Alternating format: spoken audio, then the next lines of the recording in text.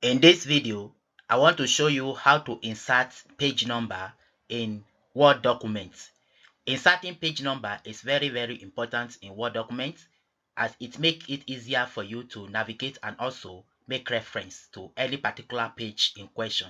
So like in this Word document is about 12 pages, but it has no page number. If I want to put page number or insert page number inside this document, how do I do that? So that's exactly what I want to show you in this video.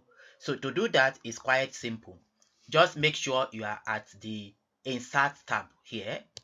Come to insert and here you will see page number.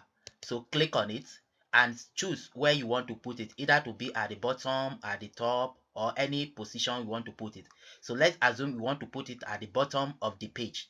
So click on this bottom of page and here you see different formats, whether to be at the left, to be at the center, or to be to the right.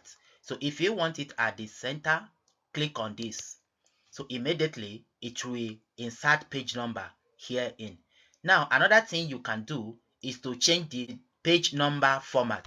So to do that is quite simple as well. So come back under insert, come to page number, and here you see format page number.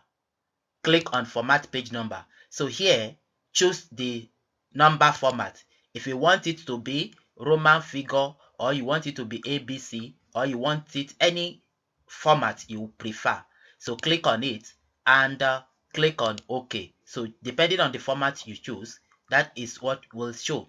Another thing is that you can edit it. To edit the page number, just double click here, select, then come to home, and here you can change the font. For example, Time New Roman, and you can change the font. Let's say, for example, let's say 18, and also you can make it bold. And by so doing, just come here and double click, so you can see that the page number has been edited as chosen. So this is how to insert page number in your Word document. Thank you for watching.